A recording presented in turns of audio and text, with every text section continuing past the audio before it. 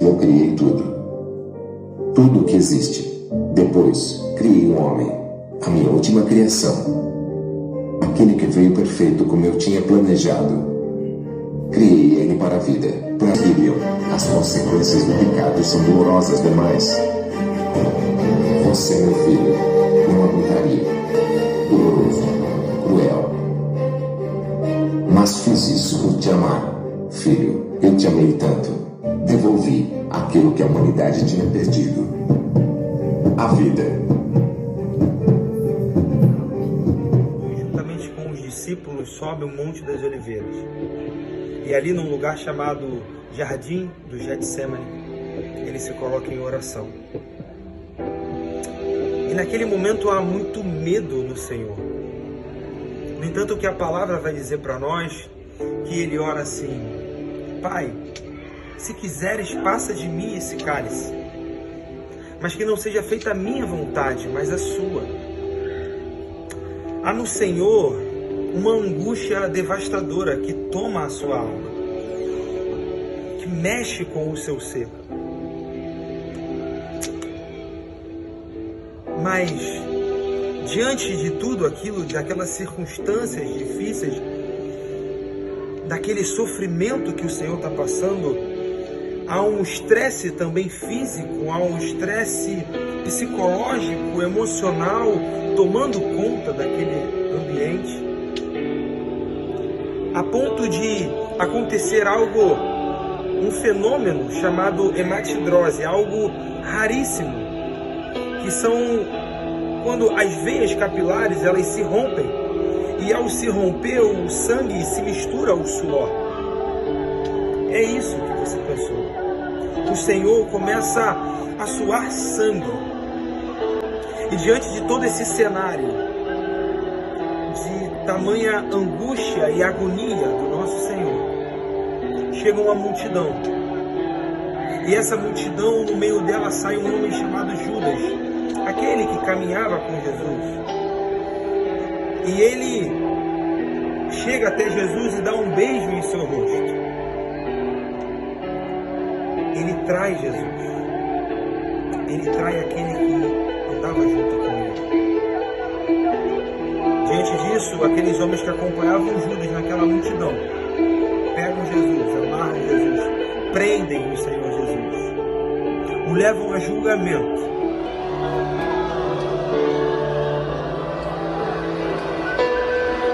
Nosso Jesus foi condenado. Escolheram Barrabás, um homem que tinha pecado, que era mau, que tinha motivo para estar ali. Ele foi liberto e Jesus foi condenado à crucificação. A gente entra aqui agora no momento do flagelo. Imagine só comigo. O Senhor Jesus acabou de ser condenado. 2 soldados pegam, levam ele para dentro do pátio e começam a despi-lo. Pegam ele, amarram no poste com as suas mãos acima da cabeça. E de repente 2 soldados se aproximam com um chicote na mão. Esse chicote era composto por tiras de couro. Nas pontas tinham pedaços de ossos de animais pontiagudos e pequenas bolas de chumbo. Esse tipo de tortura existia para quê? Para fragilizar e debilitar aquele condenado, para que ele não ficasse muito tempo crucificado, para que ele morresse logo. Começaram a açoitar Jesus, batiam nos seus ombros, nas suas costas, nas suas pernas. A dor era intensa, os ferimentos eram intensos. A pele de Jesus começou a se soltar de suas costas. As vísceras dele já estavam aparentes, os músculos, as veias. Aquela parte das costas dele estava um tecido informe. Uma grande poça de sangue. Foram 40 açoites aproximadamente. E ele suportou até o fim. Esse tipo de tortura causava nas pessoas diversos sintomas físicos. Entre eles, hemorragias internas, acúmulo de líquido nos pulmões, sangue nos pulmões que dificultavam a respiração, dilacerava o fígado, o baço, causava tremores e desmaios. Muita gente não resistia e morria antes mesmo de chegar à crucificação. Mas ele resistiu, ele tinha um propósito, ele precisava cumprir. Desamarraram Jesus e ele caiu no chão, naquele chão de terra, de pedra, banhado no seu próprio sangue. Ele foi moído. Ele foi ferido por nós e por causa das suas feridas nós fomos sarados.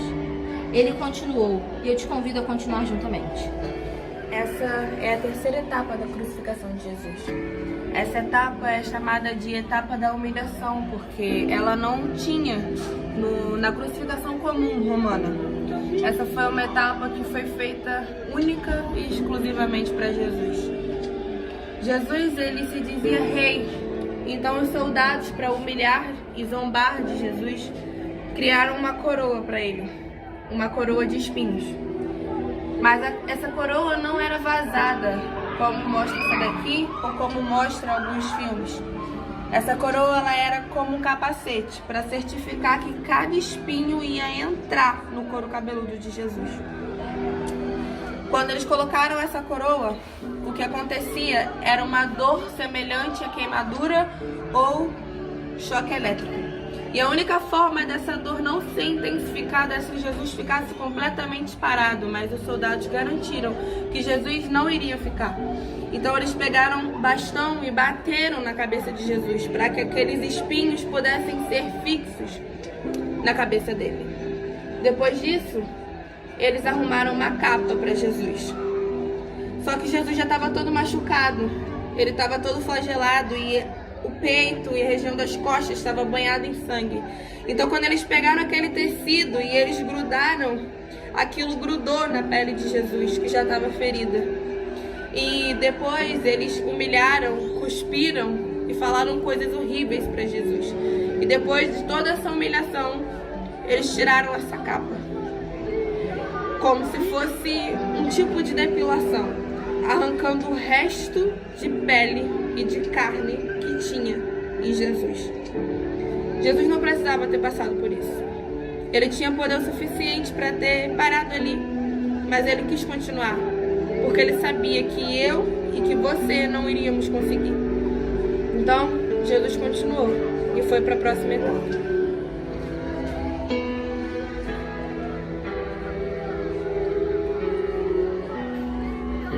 Aqui eu vou explicar sobre a cruz. A cruz e o trajeto que Jesus fez. A morte por crucificação era a pior morte que poderia existir na época. Era a morte mais cruel e humilhante que um ser humano poderia passar.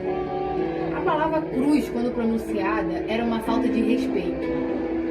E o Império Romano crucificava 500 pessoas por dia. Quando acabava a madeira, eles pregavam as pessoas em árvores. Eles botavam as pessoas nas árvores. Eles colocavam assassinos, ladrões e quem ia contra o Império. Então, Jesus, depois de passar por tudo isso, teve que passar também por essa parte. Essa parte aqui da cruz era colocada nos ombros, foi colocada nos ombros de Jesus. E ela pesava em cerca de 22 a 30 quilos. Essa outra parte aqui ficava no Calvário. Então Jesus, já todo debilitado psicologicamente, fisicamente, ainda teve que suportar mais esse peso nos ombros dele. E ele seguia pela via, a via chamada Via Dolorosa. E durante esse trajeto, ele continuava sendo humilhado pelo povo. Ele caía diversas vezes e colocavam de novo a cruz em cima dele.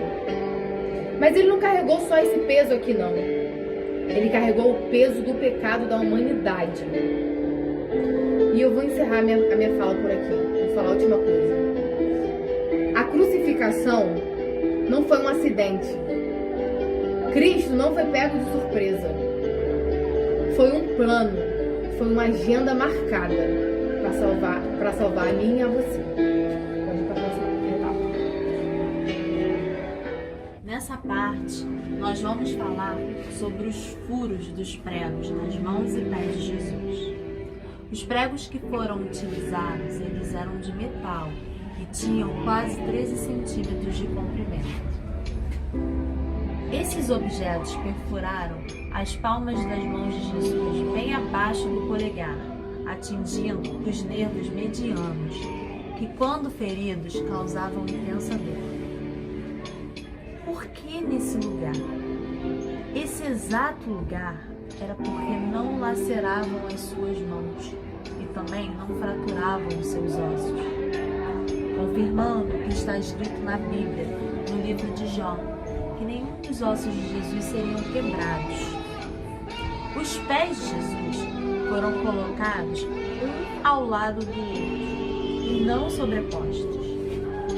Os pregos, quando perfuraram os seus pés, atingiram os nervos plantares, e isso causava dores dilacerantes. Os joelhos de Jesus ficaram flexionados a um ângulo de 45 graus, fazendo com que Jesus suportasse o peso do seu corpo todo nos músculos da sua coxa. E isso gerava dores, câimbras severas. Jesus foi pregado e levado na cruz às 9 horas de uma sexta-feira. E para ele conseguir respirar, ele tinha um esforço tremendo.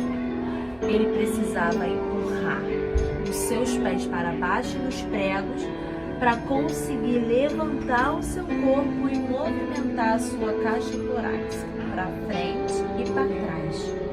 Assim, ele conseguia expelir o ar dos seus pulmões. Às 3 horas, Jesus gritou: Tetelestai, está consumado. E nesse momento, entregou o seu espírito a Deus e morreu. Jesus passou por 6 horas naquela cruz. E a morte dele, de uma forma tão sacrificante, foi por mim, foi por você, foi por amor a nós.